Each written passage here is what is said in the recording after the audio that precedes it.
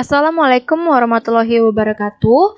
Kembali lagi dengan saya. Pada kali ini saya akan menjelaskan materi biaya overhead pabrik. Sebelumnya, perkenalkan, nama saya Deborah Agustina Simatupang. Saya berasal dari Universitas Jambi di Prodi Manajemen. Pada saat ini, saya sedang masuk dalam mata kuliah akuntansi biaya yang diampu oleh dosen saya, Pak Yuliusman. Baiklah, sebelum itu mari kita masuk ke dalam pengertian BOP atau biaya overhead pabrik. BOP atau biaya overhead pabrik merupakan biaya yang tidak bisa dikaitkan langsung dengan produksi suatu produk maupun jasa. Nah, BOP overhead merupakan jenis pengeluaran yang pada semua jenis perusahaan. Biaya ini memiliki peran yang sangat penting pada kelangsungan hidup bisnis maupun perusahaan. Karena apabila perusahaan mempunyai departemen selain produksi, maka biaya yang terjadi dalam departemen pembantu akan dikelompokkan dalam biaya overhead pabrik atau BOP. Umumnya, BOP muncul dari biaya-biaya untuk tenaga kerja tidak langsung, penggunaan bahan tambahan, pajak, pengawasan mesin produksi, asuransi, dan juga beragam fasilitas tambahan dalam proses produksi. Selanjutnya, ini adalah penggolongan BOP.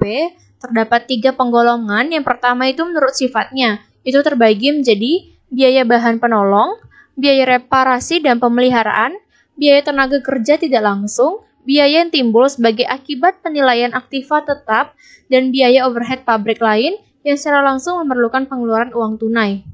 Selanjutnya itu, menurut perilakunya dalam hubungan dengan perubahan volume kegiatan.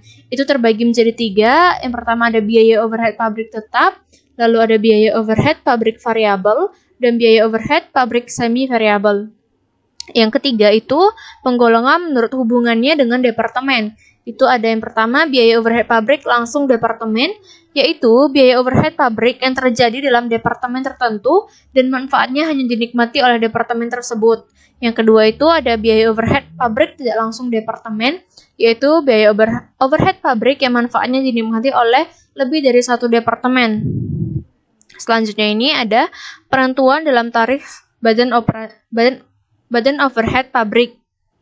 Yang pertama ada pembebanan BOP atas dasar biaya sesungguhnya terjadi seringkali mengakibatkan berubah-ubahnya harga pokok persatuan produk yang dihasilkan dari bulan yang satu ke bulan yang lainnya.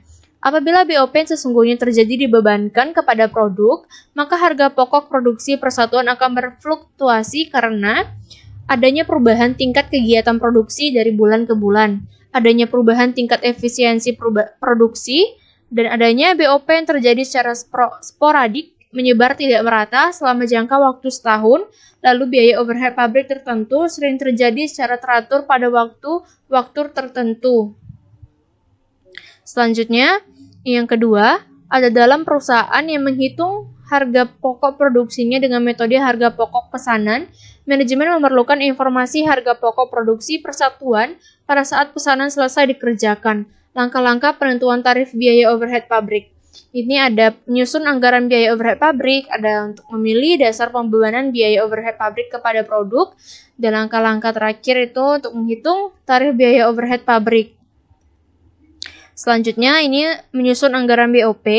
Dalam menyusun anggaran BOP harus diperhatikan tingkat kegiatan atau kapasitas yang akan dipakai sebagai dasar penaksiran biaya overhead pabrik.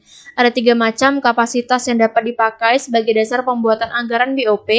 Yang pertama ada kapasitas teoritis, yaitu adalah kapasitas pabrik atau suatu departemen untuk menghasilkan produk pada kecepatan penuh tanpa berhenti selama jangka waktu tertentu.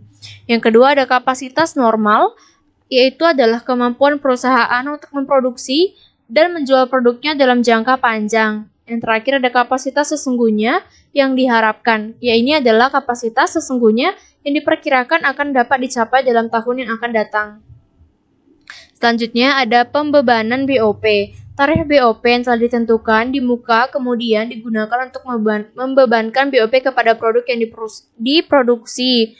Itu pembebanannya jika perusahaan menggunakan metode field costing di dalam penentuan harga pokok produksinya, produk akan dibebani biaya overhead pabrik dengan menggunakan tarif biaya overhead pabrik variabel dan tarif BOP tetap. Selanjutnya, jika perusahaan menggunakan metode variable costing di dalam penentuan harga pokok produksinya, produk akan dibebani biaya overhead pabrik dengan menggunakan tarif biaya overhead pabrik variabel. Selanjutnya, ini ada perlakuan terhadap selisih BOP. Perlakuan terhadap selisih biaya overhead pabrik pada akhir tahun tergantung pada penyebab terjadinya selisih tersebut. Jika selisih tersebut disebabkan karena kesalahan dalam penghitungan tarif biaya overhead pabrik atau keadaan-keadaan yang tidak berhubungan dengan efisiensi operasi seperti karena perubahan harga bahan penolong dan tarif upah tenaga kerja tidak langsung, maka selisih tersebut dibagi rata ke dalam rekening-rekening persediaan produk dalam proses, persediaan produk jadi, dan harga pokok penjualan. Sebagai akibatnya, harga pokok produksi yang semula berisi biaya overhead pabrik yang diperhitungkan berdasarkan taksiran dan disesuaikan menjadi biaya overhead pabrik yang sesungguhnya terjadi. Baiklah, itulah penjelasan dari saya sedikit mengenai biaya overhead pabrik. Jika ada salah kata atau salah materi, saya mohon maaf. Saya akhiri. Terima kasih.